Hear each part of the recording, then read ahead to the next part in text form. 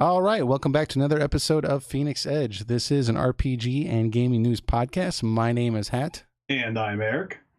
and I was able to talk Eric into picking up Dragon Quest this week. He wanted to play some other games, but I was able to talk him into it, and so we're gonna finally talk about this series, Lies, or at least this nothing but game.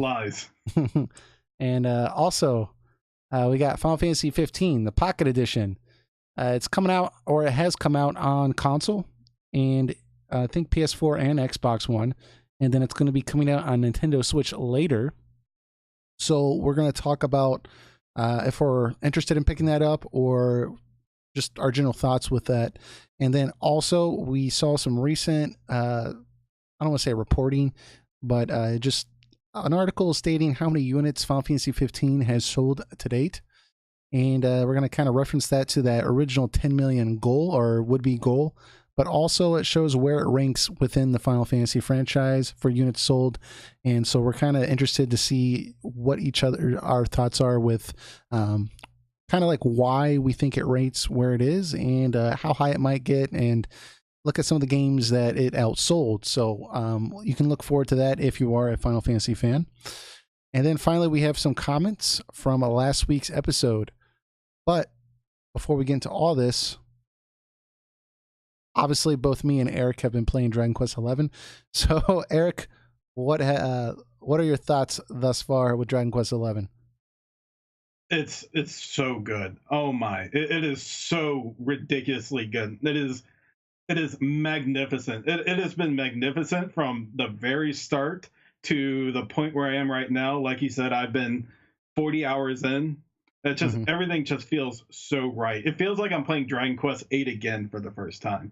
Like everything just works out so well. Like it's a lot of what you expect from Dragon Quest for sure, but it's still so amazing how right they get it.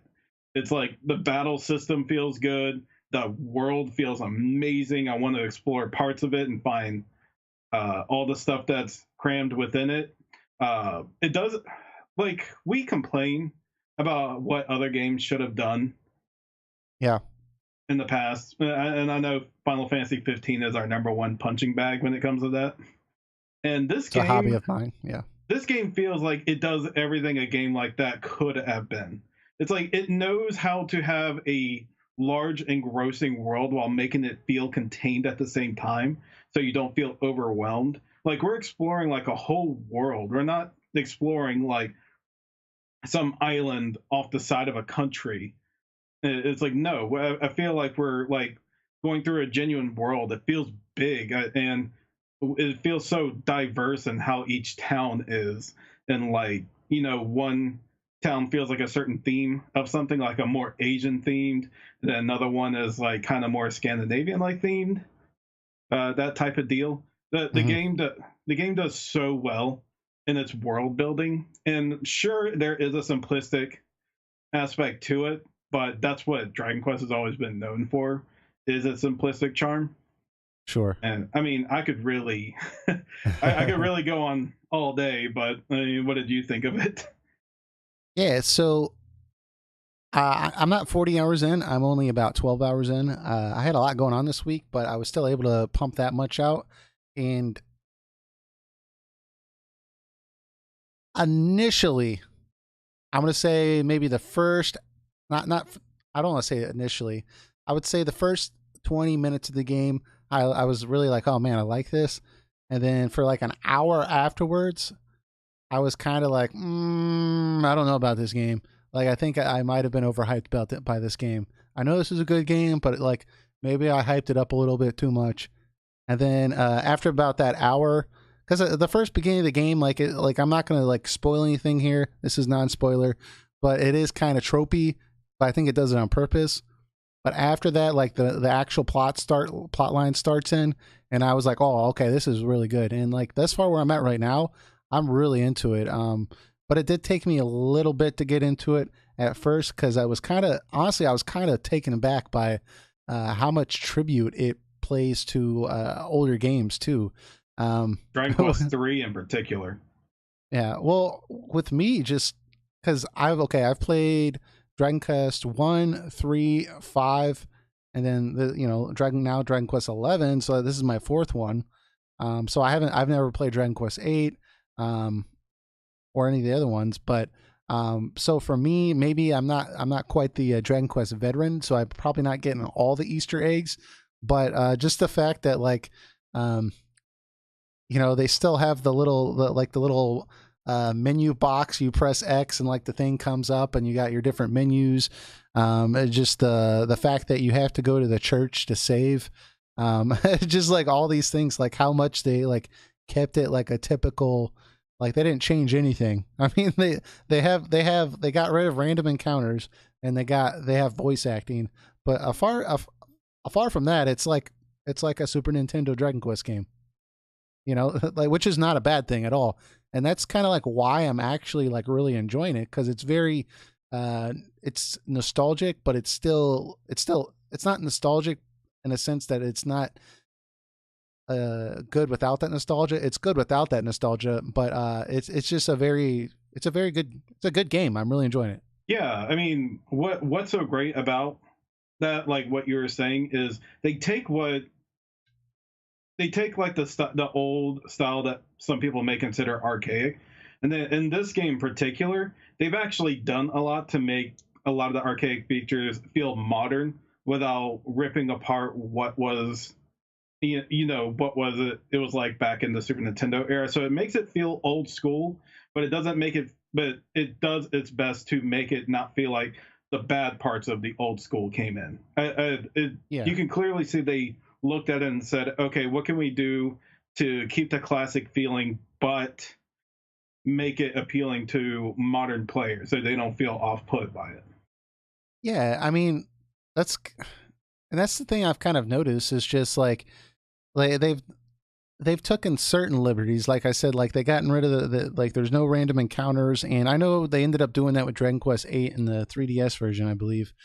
Right? Mm-hmm. And then so they have that, and obviously they added in the voice acting. The voice acting is very good. But like, yeah, it's really good. I'm surprised. But like I said, like there's certain things that I'm just surprised like they did not add, like the ability to not be able to save anywhere, to go to the church. I mean, there's enough statues over there around to like for me to go to and like find and save. But stuff like that, I'm just really surprised. But it's refreshing, and I like the fact that this game's linear, but it doesn't feel linear. You know what I'm saying? Like it's still very open. You can still explore stuff, but like it's very clear where you need to go. And like it's nice and refreshing to find that they didn't like try to make this an open world game, because the cool thing is it doesn't like, need to be. It feels linear. I mean, it is obviously linear at first. They obviously want you to go to point A to point B, but Mm-hmm. you are still free to explore the area around it, find crafting materials, and find like strong monsters to fight, or an area where metal slimes might be. Mm-hmm. There is reason to explore, and you're not at that point of the game yet, but without spoiling, there Sure. is a point of the game where it opens itself up more to you. You do have a clear idea of what you need to do next, but it Mm-hmm. kind of gives you free reins on how you go about that. Okay. Very cool. Yeah, I mean, I like thus far I'm having a blast with it. Just like you said, the crafting and just kind of getting used to just back to some of these the old flow of things. I'm surprised with I don't think with the soundtrack. I'm surprised. I don't think all the songs are orchestrated. I think a lot of it's synthesized, which is surprising to me. It still sounds very good, but it is all synthesized. Unfortunately, the orchestrated soundtrack they couldn't mm-hmm. bring over here. We don't know exactly why, but the most theory, Mm-hmm. accurate sounding theory, has been that Yugiyama, the composer for it, he technically owns the orchestrated soundtrack.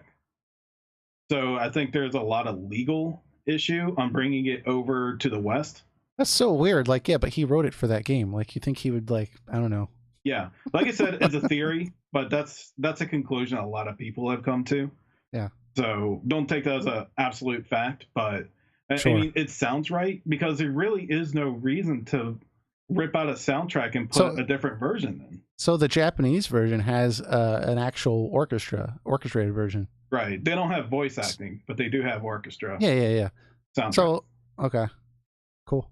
Let's yeah, that has to be what it is then, because I can't imagine it. Because initially I thought like they just don't want to spend the money, which is kind of strange to me because it's a fairly big franchise. But the fact that they did do that already, and it's not in this one, that has to be what it is. Yeah, I count it as a flaw. Not that the symphonic music sounds bad. It sounds beautiful, and Hmm. like it really helps hit home those emotional scenes that this game has. I mean, I've been hitting the feels a couple times already with some of the stories in this game, Yeah, and or in some that I just got mind blown over. But I do still count it as a fault in the fact. Oh, sorry, count it as a fault. Sorry, I'm mixing my words. I count as a fault in the fact that if they're really dead set on trying to get Dragon Quest to appeal over to the West, then they really need to go all out on it. They can't just make the excuse that, like, oh, we couldn't do this. So unless they were really trapped in the corner and absolutely no way they could have gotten the soundtrack over to the West, I feel like they could have put in a little more effort to get that done or put a little more money into making it happen. I know they said there wasn't going to be DLC for this, like it has been with Final Fantasy 15, but I could see a year down the road, 2 years down the road, that being DLC. They actually have the Dragon Quest team actually have a pretty strong stance against like major content DLC like that. They But I believe mean, if what it you have there should be the complete package. sure, but if it comes down between like having something and not having something, I don't know. I could see them caving in that one instance, which I would be okay as long as it wasn't an outrageous amount of money. Um, but yeah, dude, it's pretty good. How about the combat? Are you using the classic style, or are you using the version where you can like run around the screen? I did not know that was there at first. It was like 5 to 10 hours into the game I realized that mode was there. I was Hmm. like, oh man, I could have been using this the whole time. I immediately switched it over to that other mode, the fixed camera mode, Yeah, because it makes it that's feel more classic. I really didn't get much out of the fact that you can move the characters around. It's purely aesthetic. It yeah, it doesn't add does. anything to the battle. Yeah, that's what I know. Because I feel like mine. I think it starts off with you being able to move around the screen. So I was doing that. I was like, oh, this is kind of cool. But I noticed like no matter what, I would still get hit. So like it was just like me doing that. So I saw somewhere where they had the classic mode, and I went to that, and I was like, oh, dude, this is way better. The camera angles are better. This is much, yeah. So I Yeah, went that route too. it makes it seem more epic and dynamic when Yeah. it uses that type of system. Like, because I was actually going to count the a fault of the game for that for making the camera angle the way it was. It didn't make it feel as epic Hmm. in that. But then I found that I'm like, oh wait, This is a well lot I can better. Yeah. scratch that flaw off. Yeah, I'm having a good time with it. One thing I've been surprised about is the amount of because I've kind of looked up other opinions too to see like what other people are thinking, and I've noticed like some people have said like for example I'll name one like Dreamcast guy his review of this game.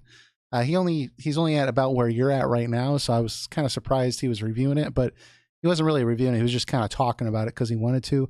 But he described it as a very difficult game, where he felt like he had to grind a lot while playing the game.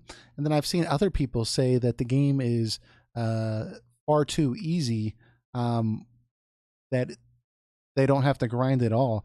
I've kind of had like an in between experience thus far where I found that like I'll get to a new area, I'll grind a little bit just because I want some money to buy some new equipment, and then I'll get complacent because I'll start killing stuff in like one or two hits, and I won't be looking at my health. I'm just going through the motions, and then all of a sudden I'll notice like I have like 4 health left, and I'm just like no. It entirely depends on how you approach it. Yeah, well, The it's just because of me not paying attention. That I've died. I've died like 3 times. It's because I wasn't paying attention. Well, there's a couple ways you can approach the game. And it'll actually count into one of my faults, and I'll start with that. Is that in this game you don't have random encounters. which people like. They don't the random encounters, yes, can get frustrating, especially if you're at a part of a dungeon and you're running out of resources and you're getting frustrated about the high encounter rate. Yeah, It's completely understandable. I'm not. I've kind of grown out of random encounters myself. Even though I don't mind them, I don't usually count them as a fault in any game unless they're just like horrific in the encounter rate or if the monsters are just too strong. But in sure. this game, you can most of the time you can run past all the monsters in a dungeon and go straight to the boss. Like it's very easy to get past Hmm. enemies, especially since they put a in the Western version they added a dash feature. Yeah. There is no consequence to using the dash. So you can use it all you want throughout the entire game. And you can get past enemies. And I think a lot of people are doing that. They're just getting to the point they're like, I don't want to fight any more enemies. I just want to go straight to the boss. Yeah. And that's their choice to do that. But in the process, you're losing EXP. So Hmm. when you go to a boss, there's a chance you may not be appropriately leveled, or you don't have enough gold to get some gear, And or and given the fact that you can't just save the game, you got to be at a save point. well, there is an Um, autosave feature, but it pretty much yeah, takes you but back to the beginning of the dungeon. yeah, but every time I've died and I've got offered the autosave feature, it was like I would lose like 45 minutes. Like it's at least from my experience. But anyways, yeah, it's not ideal, but it's better than nothing. But what I'm saying is, regardless, like you're doing a major risk by doing that, by just dashing through all the enemies, Yeah, going up to the boss. Like you might have to restart the dungeon. Um, but I don't know. Honestly, to me though, like that's kind of something I observed that I really liked was the fact that there's no random encounters, but also that they're not forcing these battles on you most of the time. A lot of times, especially with even I'll admit it with games like Chrono Trigger, which had no random encounters, but a lot of times there's no random encounters, but they still force the battles on you, or like it'll be like a group of monsters stuck in a very narrow hallway. It's like, okay, it's not a random encounter, but in order for me to progress, I have to fight, so many battles. It's basically forcing you to do these anyways. With the dash feature, like it's really up to you. So far for me, maybe it changes as the game progresses. I'm sure it does in a few spots, but to me thus far, like I'm only battling what I want to, and I've been stopping myself and saying, okay, like I'm getting a little carried away with dodging some of these enemies.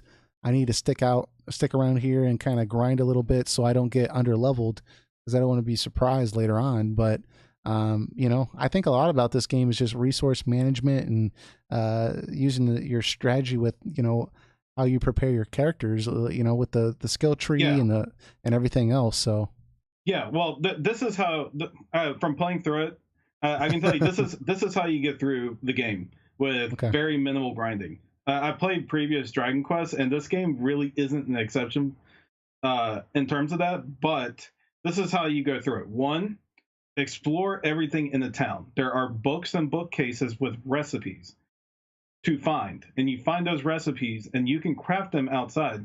If you go out into the world and explore, there's trees you Hmm. can cut down. There's rock formations you can find for materials you need to make this stuff, and a lot of the gear you can make for your characters.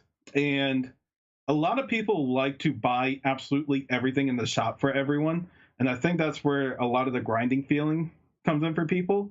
But I highly suggest not do that. Only get stuff that actually has dramatic stat changes. Like I know there's some people that just want the latest and greatest on there, but That's me. it's not worth grinding like 2 hours just to get enough gold for a sword that has like 3 to 4 more attack on it. Right, Just right. wait It's not till worth it. there. A lot of times you'll find a crafting recipe for a better sword about the time you took the time to do that. And in terms of battle, it's really good to make sure you have an ideal setup, especially since this game lets you change party members during battle. Hmm. Like some characters have like kabuff. You need to take advantage of kabuff. If an enemy uses fire based attack, there's abilities to weaken the fire breath attack. People, if you don't, The option to grind and get yourself powerful to overwhelm the enemy, that is definitely a strategy you can use. But if you want to better pace yourself, learn everything that these characters have and know what the situation is appropriate for. Now, this is kind of like a flaw for almost every RPG, but you don't 100% anticipate what the boss is going to have. So again, you have the lineup feature.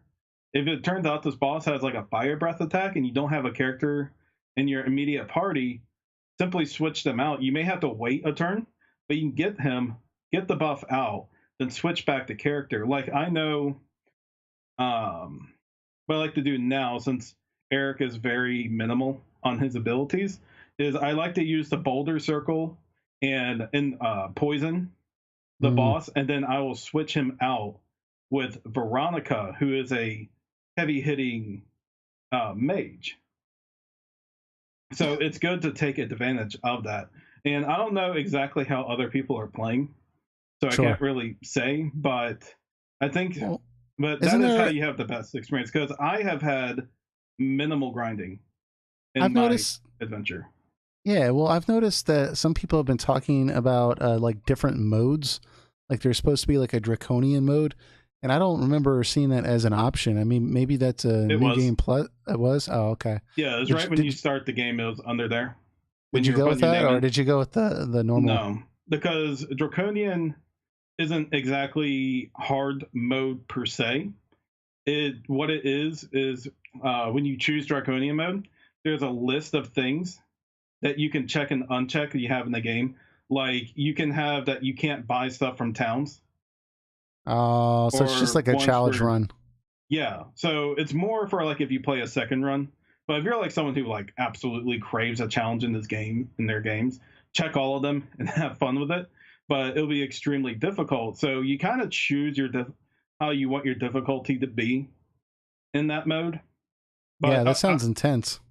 Yeah, it's for people who really want a challenge, and obviously I want to play the game as it was originally designed. Yeah, but I mean, I could see that. Like, if you've beaten the game, maybe you played it a few times, you might want to go back, like people do with Final Fantasy X. They'll go with the no sphere grid challenge or something else. You know, it's like, hey, it's one of your favorite games, but you just want something to jazz it up. I could see that. Yeah, I will say this is definitely one of the easiest Dragon Quests I ever played. It definitely is easing up a bit for a modern audience, but the good thing is that the boss battles in particular are still pretty challenging, especially at the point I am right now. And and again, you do need to know well what your abilities are, because it will really make or break the fight for you. And when people decide to not learn these abilities, they decide, well, maybe I should go out and grind. Yeah. And, and then just overwhelm the boss. One thing that it's been fairly rare, but one thing I've found that's kind of off-putting when I encounter it is some of the NPCs that I encounter, their voice acting is a little absurd. So that's intentional. I know it's intentional, but I still find it absurd. So like this isn't like a plot spoiler. This isn't critical to the plot or at all. I'm just going to give an example, but like the guard that you have to bring the dog to, like there's this guard blocking a pathway, and they're like, in order to get this guard to move, you have to like convince this kid to bring his dog over. So you just walk up to the guard, and the guard's like, "You can't come through here," or something like that. "Are you riffraff?"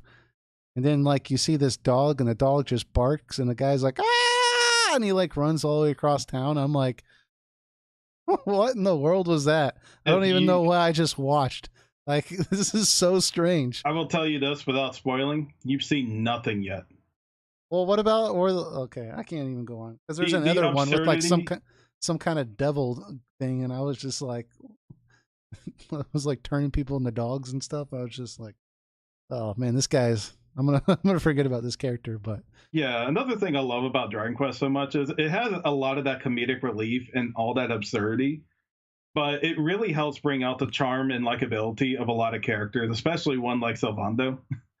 I Yeah. don't know if you even I got haven't him gotten yet. that character yet. No, Yeah, I've seen some clips online, and that guy seems very. I'm not sure if I'm going to enjoy that character, he's but so very far he's entertaining. made me laugh from Yeah, what I I've seen mean, online. yeah, I mean, he's definitely a blast. But the great thing is that when the dramatic moments do happen, or when the bad things do happen, you feel a stronger connection for the characters. Like you want them to win. Like you care about each of these characters, and you want to see them succeed. Yeah, And that's what Dragon Quest does so well in each of their games. yeah, And Dragon Quest 11 is no exception to that. yeah. It's really good. I actually like. I was thinking about it the whole time while I've been playing it. Is I can't wait for the Switch version. I think that's going to be really cool. Yeah. I may buy it again one day when I feel like doing like a second playthrough. Be nice to play it in a portable fashion, since we didn't get the 3DS version. Yeah, I'm still a little bummed about that we don't have the Super Nintendo version. But yeah, I mean, One more thing in the battle I do want to talk about yeah, let's go. is the PEP system. How That do you is feel actually about pretty that? cool. It's Yeah, pretty cool. People have been debating what's better, the tension system from 8 or the PEP system from 11. And I'm kind of on the side of liking PEP more, because with tension, you do have your character does have to be in a stasis where he can't act or anything, because he's got to take time to build the tension up.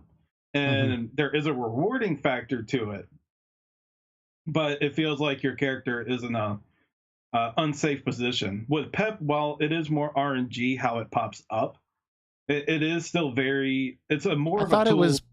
I thought it was based upon how much damage you receive. Um, yes, but there is still an RNG element to it. Is there? Okay. Yeah, but there are people are discovering it, and people who watching this video can um, help educate me on it. But so far, I haven't seen any real set patterns to how the PEP Mm. goes off. There may be one, but I haven't entirely figured it out myself yet. But it is convenient when I don't think there's any PEP that really makes or breaks a fight. There's a convenience for it that really uh, helps you get into a better position than you were before. But there are cool ones, like if you want to go back to the beginning, like when the main character and Eric both get their PEP, then you can use one that has them combine both. It's kind of reminds me of dual tech and triple text from Chrono Trigger, Mm. where there's a Yeah. lot of combinations between all the characters that you get in the game. See, the way that it comes up, I don't want to say necessarily like, because obviously there's some things with it, like you can, like you said, you can coordinate like attacks with other characters. But to me, initially, when I first saw this PEP system, immediately I thought of Trance from Final Fantasy IX, in which, at some point during the battle, the character, there's just so much adrenaline running, like the character will go into a trance, and that's kind of like their limit break. And but they have this period of time where they can just do increased attack power. They can, anything they do is just going to be bigger and better. And eventually it's over. And one thing I thought was interesting with the PEP system that was kind of different from the trance system from Final Fantasy IX was Final Fantasy IX's would end after the battle, whereas like the PEP system, it'll keep going to however many battles until however many turns it's going to last. It runs its course. Um, so obviously with the trance system, I don't think there was, from memory, there wasn't too many like coordinated efforts like in Chrono Trigger. But I know the trance system from Nine, that was kind of a source of criticism for a lot of people because they felt like they wanted to be able to use the trance whenever they wanted and not have to like, just use it during a battle that doesn't make sense. Mm-hmm. But I mean, that never bothered me because for story purposes, hey, the character is stressed out. You can't just keep adrenaline for or however long until you want to use it. So it makes sense for me for that. And then also with Dragon Quest 11, it makes even more sense that at least it doesn't end after the battle. You can carry it over and use it. So I like it. I don't have any problems with it. Yeah. Another thing I like about the battle system also is I don't really think there's a wrong combination of characters, especially since you got the Mm, lineup system. sure. But I feel like you can make any like kind of crazy strategic setup, and like you can make it work out. Like there isn't really one set way to do a fight. Yeah, Like even though I criticize some people for the grinding they decide to do, I mean that's still a choice they can make. sure. And because of that, I like the variety it offers and letting you choose how you want to engage the fight. Hmm. Yeah, I mean, I don't have any particular problem with the battle system at all. I think it's a good battle system. I don't think, like, I see like what other reviewers were saying was that it's not like crazy innovative, but I mean I don't think it necessarily has to be. Like it does its job, and it's like it's fun to play, and it's quick, and you know, there's some unique features to it, or at least kind of tweaks it a little bit to make it its own experience. So I don't really have a problem with it at all. Uh, but as far as thus far, I like we're not gonna like spoil anything, but the story's been very good for me thus far. And I assume you feel the same way where you're at right now. It's Uh, still fantastic. I haven't really had a boring moment. really, yeah. I feel like I've encountered one massive plot hole that I've kind of had to just ignore. But I'm probably going to research it here maybe after this podcast just to make sure. But I don't want to spoil anything, so I might just play the game a little bit longer just to make sure that it doesn't address it. Thus far, I feel like I found a couple other plot holes, but then the game kind of like addressed it real quick. Like I'm not going to spoil anything because I would have to go into detail. But thus far, the game has been pretty good about catching this stuff and kind of referencing it to a point for me. But Yeah, this I, game, if it's you're a Dragon Quest fan, you're going to see a lot of references to the first three Dragon Quests in particular. really. Like, yeah, there's a lot of, yeah, if you've played those before, you'll see a lot of stuff in here that'll be like, I know that reference. I'm not entirely sure if it's integral to the, like, if any of it's integral to those games. I think they were pretty clear, the developers, that it's not connected to any of the previous games, but there are a lot of like allusions to the first three Dragon Quest games. Mm, So it's interesting to spot those out. yeah. Like you don't need to play those games at all to enjoy it, but like if you're a big Dragon Quest nut like me, you'll like you'll get more out of it. What did you end up naming your character since your name is Eric? I use the tag I use for online games all the time. Okay. I use the Velhart moniker. Gotcha. Yeah, I just named him Hat because I didn't know what else to name him. So I felt awful doing it. That's the first time I've ever not used my name for it, but that's their fault, not mine. yeah, that's also another fault of this game is that they named one of the other characters Eric, huh? Yes, worst game ever. Don't buy it. Where's Dragon Quest? Mm-hmm. Yeah. But just on another note, my God, this game looks gorgeous. Graphically, it is phenomenal looking. Yeah, it looks really, really good. Especially the end gameplay animations, etc. It looks really polished. But the FMVs or like the cutscenes of this game, it looks a step up from most games. I think. Like I don't know. There's something about it that just looks really, really polished and just really smooth and just very, very well directed and just very well done. You know. Yeah, there's not like an area I've been to yet that just doesn't look just like jaw-dropping gorgeous. Like especially when you're out in the world map and it's like daylight out, the colors are so vibrant. Like it looks so beautiful on the HD TV. Okay, so you're playing the PS4 version then, right? I'm playing the PS4 version. Yeah, that's what I'm doing too. I haven't playing this in 4K or anything, but for what it is, it looks so good. And I bet you it looks even better on PC with all those settings ramped up. Yeah, I was tempted to buy it in the PC, but I was like, no, I want the actual physical game, so I went with my PS4. But did you reverse your cover? Did I reverse my cover? Yes. Hold on. No, I didn't reverse my cover. Yeah, you reverse your cover, it'll look like this. Oh, that's sweet. I did not know that. I'm gonna have to do that. Yeah, it's amazing. I understand why they did the other one because that type of stuff appeals to like casual Western players more. But it's very nice of them. They thought of us and reversed the cover. Did they tell you all about that, or did somebody just figure that out? I remember reading somewhere about it before I bought it. Oh, okay. Did you have any trouble picking the game up? No. Okay. It was right there waiting for me when I got it. Yeah, I didn't get, dude. Amazon didn't drop mine off till like 6:30 at night, which was fine because I ended up being busy that day. But I was like, come on, Amazon. I pre-ordered this like weeks in advance. See, that would have killed me. Yeah, just I sitting may have there been waiting for throwing it. tables around.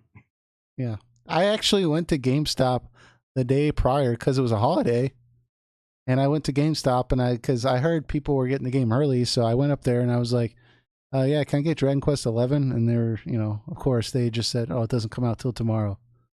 And I tried to pressure them into selling it to me early, but they wouldn't do it. So I haven't heard any news reports of any shortages. So either they anticipated the amount sold, or it's like, well, not many people have picked it up yet. I see.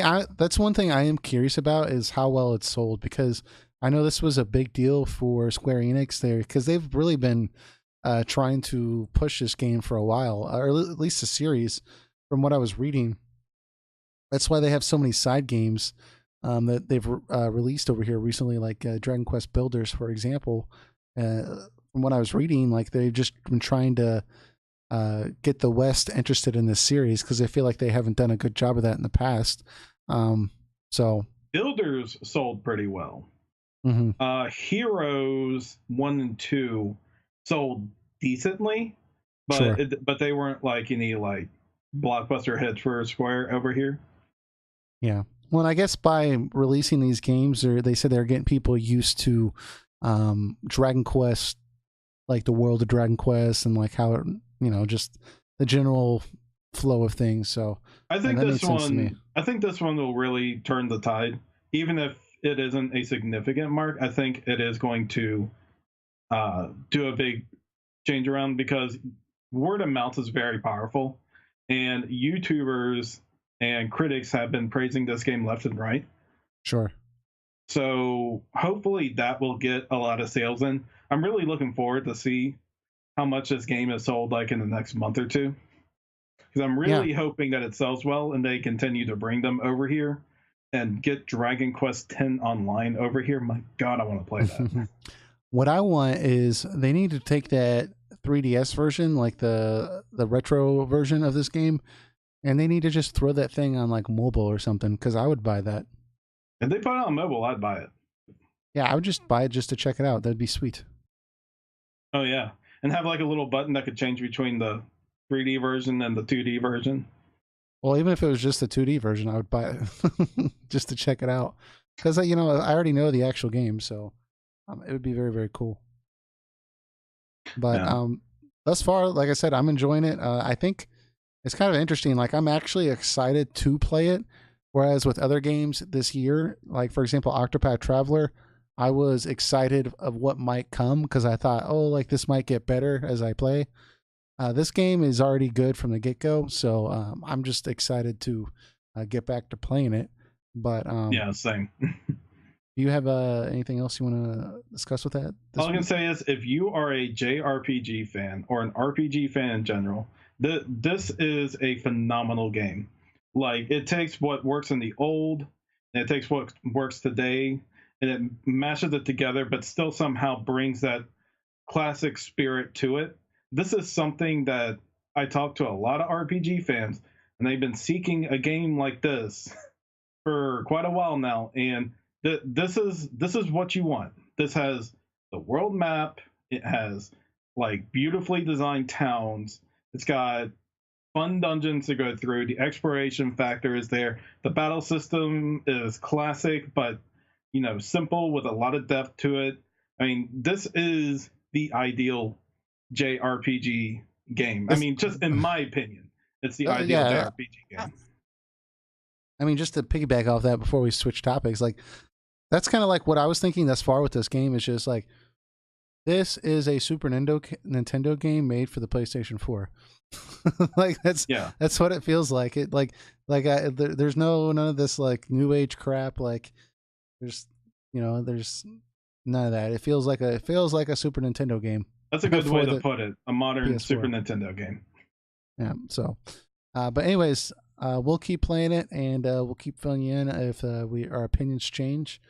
And so I don't think it will though. I think it's just gonna be better and better from here. So. I have my doubts that I will end up not liking this game by the end of it, even especially how far in I am already. Yeah. So just make sure you check our episode next week, and we will fill you in on that. But let's go ahead and switch topics here. Final Fantasy 15 Pocket Edition HD announced for the Switch, but it's currently apparently already out on the PS4 and the Xbox. So that's kind of big news because I thought it would come to the Switch, but I was waiting for them to actually announce it. I know it came out on PC, but the fact that it actually came like to all these different consoles, I guess that shouldn't surprise me. This is Square Enix we're talking about. But is there any part of you that would buy this on the Nintendo Switch? Since I already bought it for the iPad, no. I don't know. It might be a little bit better to play on the Switch. Yeah, it is one way to do it. I mean, it's okay. I mean, I will say that I found their enjoyment from it, like from the combat system of it. But the game is still the base Final Fantasy 15. And while it may be better paced because you're going from chapter to chapter and not like going through a map or anything, to get there, like the story technically is better paced, but because they're all joined together, you can easily spot out the faults in the storytelling a lot more. You feel like you jumped past a lot of stuff. Yeah. In the game, and the Pocket Edition just like reinforces that fault I have with the game. See, I think that it was awkward when the characters their mouths didn't move when this was on your phone, like when this was a mobile game. So I wonder if the fact that you can play it on the Switch or your PS4 on like a bigger screen, if it's going to be even more awkward that their mouths are not moving. I guess you get used to it, but that was the one observation I had from just watching it, that it seemed kind of strange, but yeah. I don't know. It's some people really like it, I guess. Yeah, I'm kind of on the fence of not liking it, but I mean, there were times where I thought it was fine. I mean, I was kind of switching back and forth. One day I was fine with it, next day I was like, ugh. But the thing is, I'm all for demakes of games. Like, I actually think conceptually that the 15 Pocket Edition is a good idea. Just like Dragon Quest 11 on the 3DS was a good idea. Like making it like a demake version of the console version. I think that's a great idea. And I think the work they did on the Pocket Edition was actually not bad. It's actually, I mean, it's definitely one of the better mobile titles. I mean, they put some work into it, you can tell. Yeah, and they used a fair system of letting you play the first chapter for free, and then you could purchase the rest. I think the biggest faults of it is what there were faults of in the original game, which isn't entirely the Pocket Edition's fault. It's just using what it used from the original Final Fantasy 15. Like, say if Final Fantasy 16 was a smash hit, amazing story, everything like that, and they did a demake similar to the 15 Pocket Edition, I think it would be a pretty solid game. A solid alternative to playing the original game. Yeah, I mean, I feel like this particular Pocket Edition, I think what they should have done is maybe went a little more retro with it and maybe had like a turn-based system, combat-wise, or something along that line. That like a more PlayStation 1 era Final Fantasy combat system.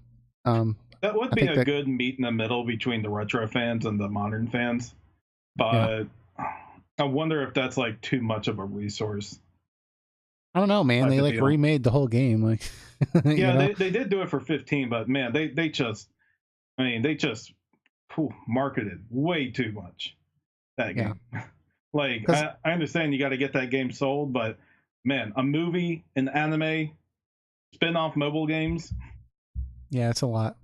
Phone apps. cup noodles. Yeah, yeah. There was a lot of stuff. They even made a car.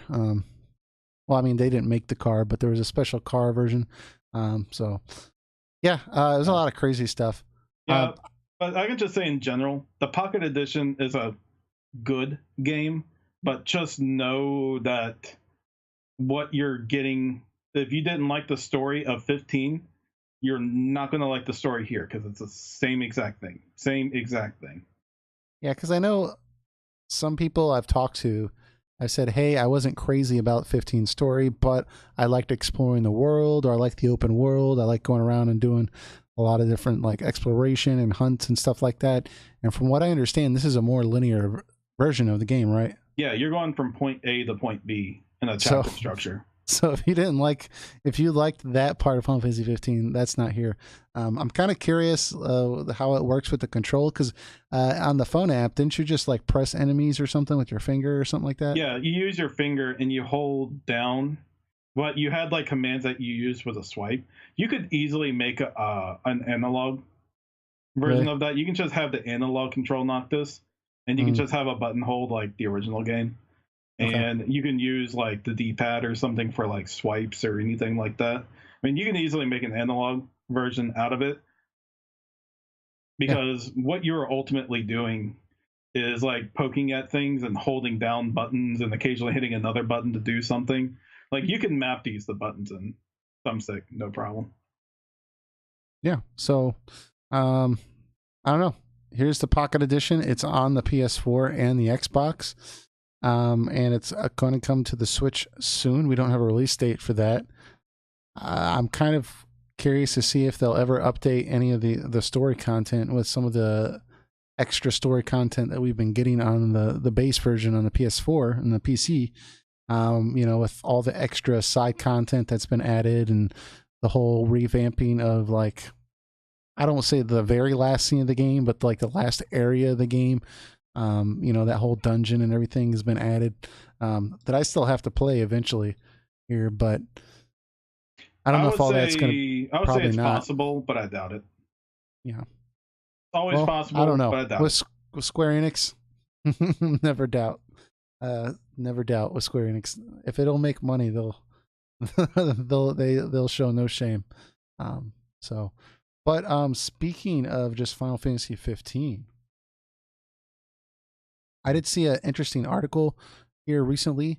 Let me pull up the screen here. I thought it would be kind of interesting to talk about.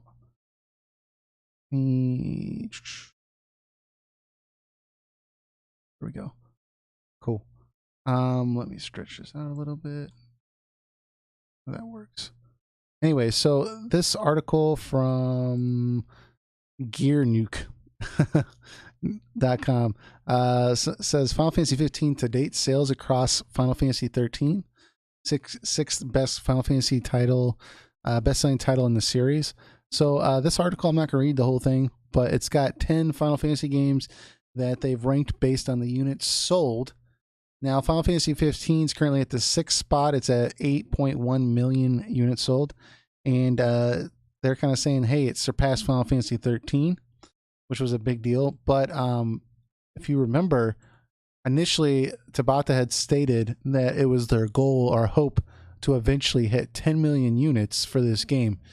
Now they're still like a ways off, 1.9 million, and this might not be up to date to the very day, but it's supposed to be reasonably close, right? But that's still a ways off. I don't know if with the DLC that's coming out next year, if they're going to be able to suck another 2 million sales out of this. It will hit it. You I'm think sure it so? will. Yeah, it will. Especially with the DLC coming out next year. You As think much they'll as hit I'm 2 not, million? yeah, as much as I'm not for those DLC episodes, I mean the way they are. I Um, don't necessarily against the idea of it, just the way they are. I was kind of against it. The new ones do look promising, but the point I was making is that will help get more sales, especially when they release like, you know, the Super Royal Edition or something of that matter.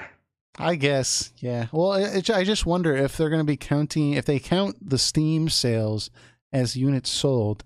So, like the Windows version, if they're going to count that, then I could see it hitting the 10 million easily because out of the 8 million people that bought the game, I would assume, you know, however many, probably a good percentage that already will go and buy the PC version of the game, right?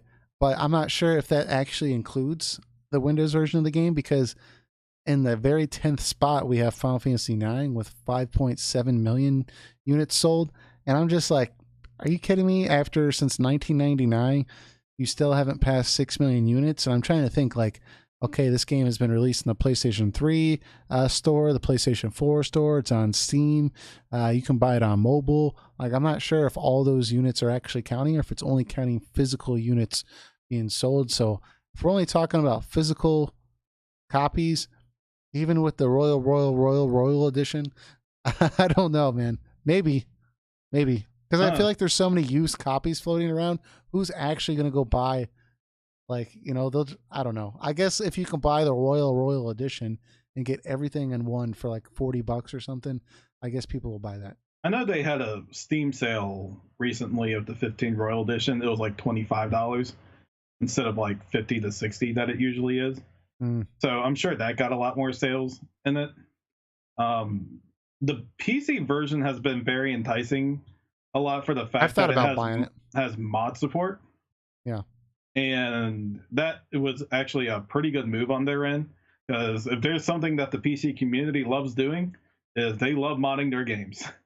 Yeah. And keep making that open source for them was a pretty good move on their end. If they're going to count those digital sales, then I for sure think it'll hit it.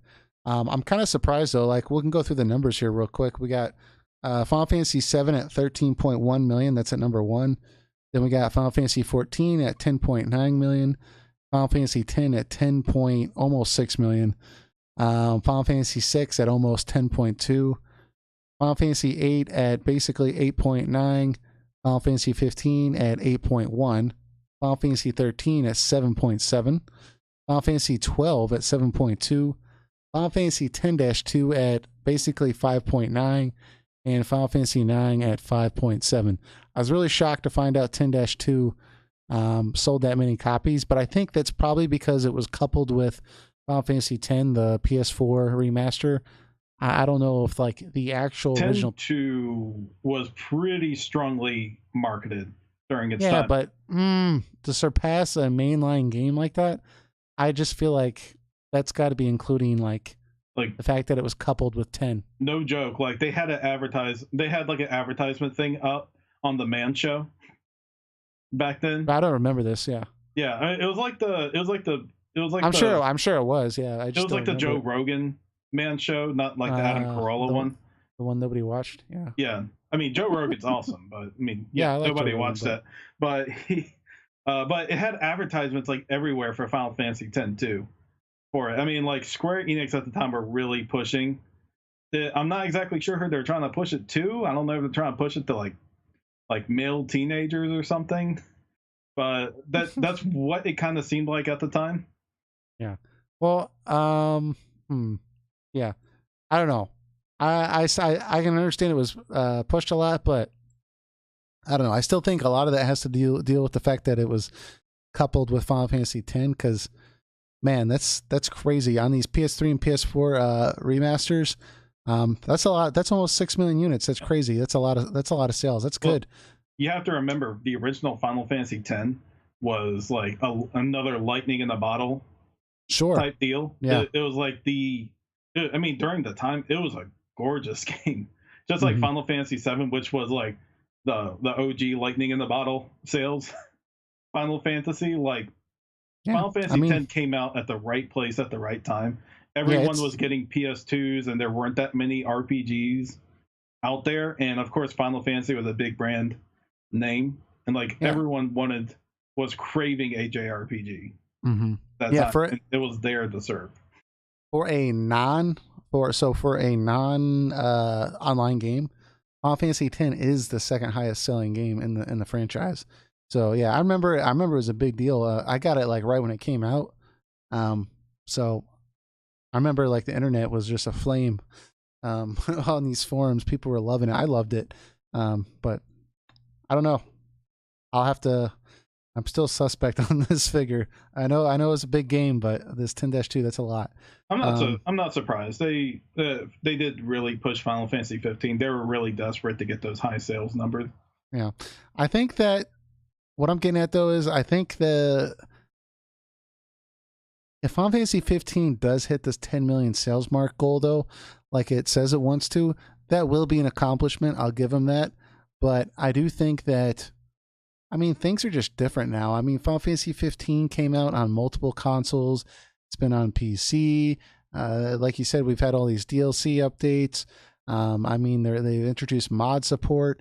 I mean, Final Fantasy like 9 here is 5.7. Final Fantasy 7, Final Fantasy 8, hitting these 8.8 for Final Fantasy 8. Final Fantasy 7 at 13 million. I think originally it was at like 11 or 12 million.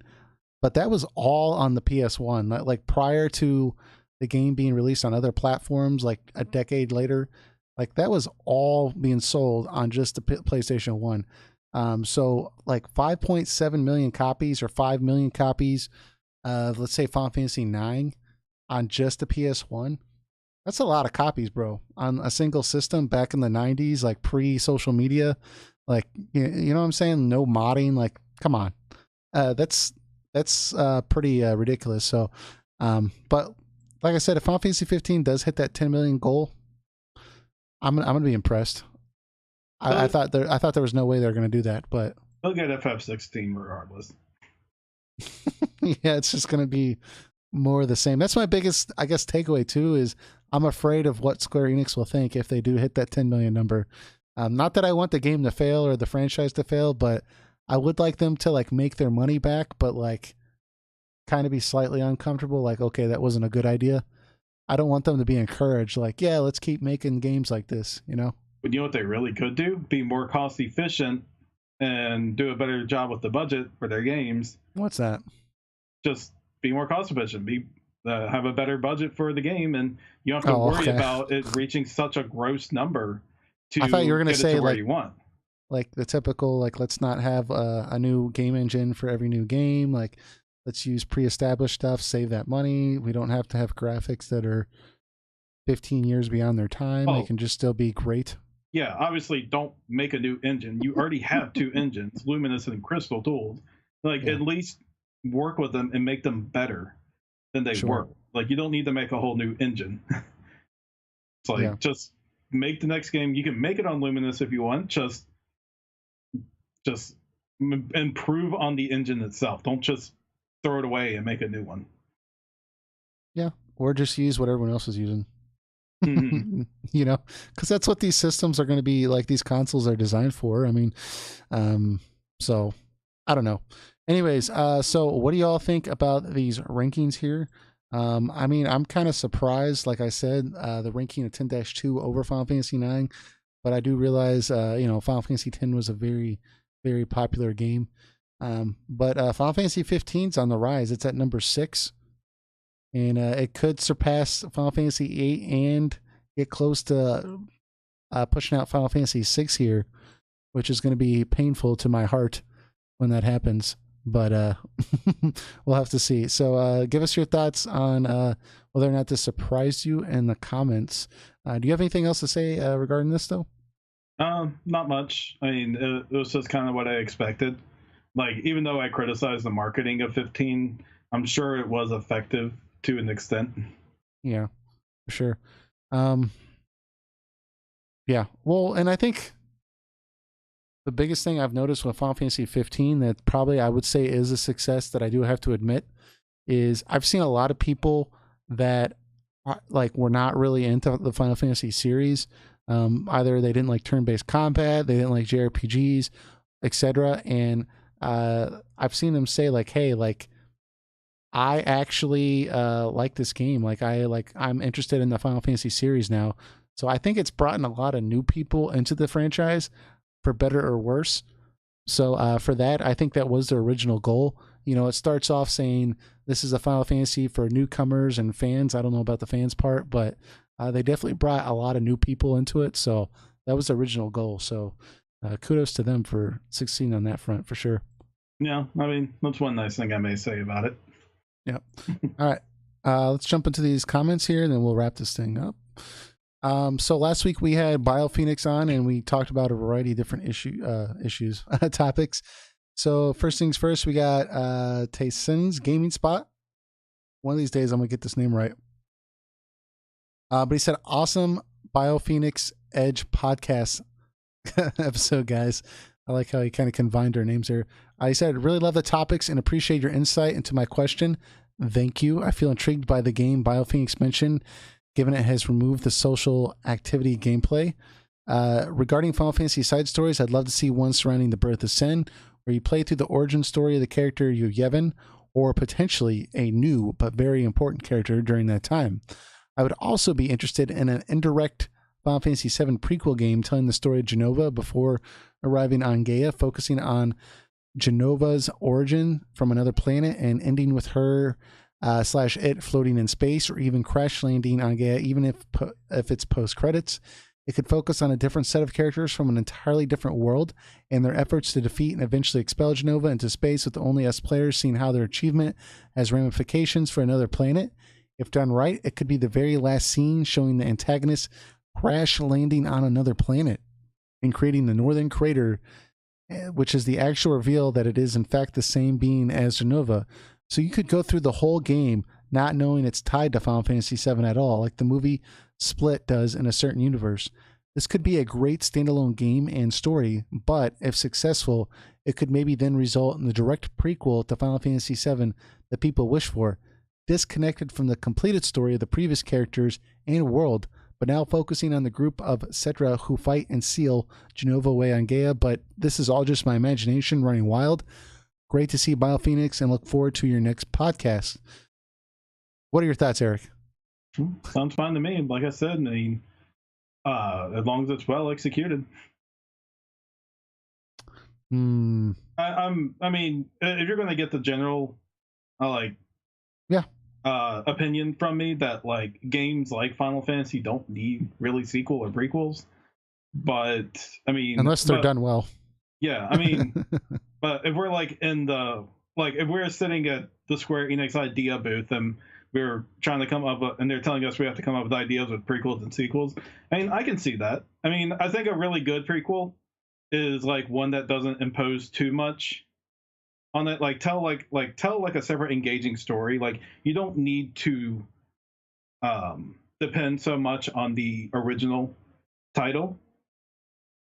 So yeah. It could be something like that could be potentially good. Because you can allude a lot to like stuff that's in the main game for the fans, but still create an original story that doesn't depend too heavily on it.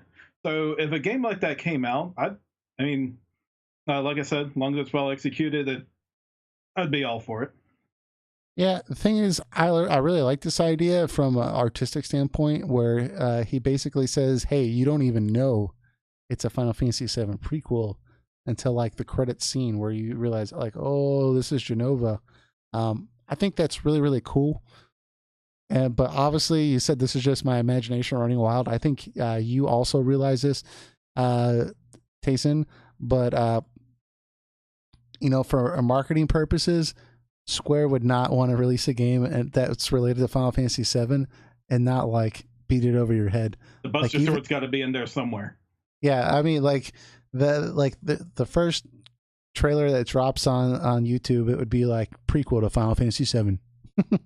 Like they couldn't help themselves, So, but I think if they could do that, if they had enough grit in them to actually write a game like this and make a game like this, and like not let you know that it's a Final Fantasy VII prequel until like the last third of the game or the last scene of the game, that could be really cool because it would be like it'd be like a plot twist that you probably didn't expect coming, at least if you got it when the game first came out. So I definitely think that would be really, really cool. Let's see here. We have BioPhoenix. He said this episode turned out really good, and thanks for having me on it. It was a lot of fun. Next week should be interesting with all the Dragon Quest XI hype. The hype was real. Yeah, BioPhoenix, you need to get on the train, man. I know you said you're going to pick it up eventually, but you should pick it up this week. Anyways, we got Jam Gamecast. Good guy here. He says, a great episode. BioPhoenix is the man. I'm getting more and more excited for Dragon Quest XI with everything I keep seeing. Originally, I thought I would wait for the Switch version, but now I'm not sure I can wait. Yeah, I got it on day one, and I'm glad I did. Go get it. No hate on you though. Go get the game, and I think you're gonna really enjoy it. So don't wait for the Switch. Go buy it now. Trust me. You will thank me. Yeah, I'm having a lot of good times with it, so I'm anxious to get back to playing it. So, but I think that wraps us up this week. We kind of record this a little late here, so hopefully y'all can see this at a time when you were expecting it. But leave your comments in the YouTube video area, and we will read those next week. Tell us your thoughts about Dragon Quest XI. We're anxious to hear it. I'm sure Eric's anxious to debunk any criticism that you may have, unless it's warranted. Bring it. And I'll do my best to do the same. But then also, just if you have any suggestions for topic ideas or anything like that, we'd really appreciate your help with that. So you can help us continue to make quality podcasts every week. But until next week, we will catch you all later. Take it easy, guys. See ya.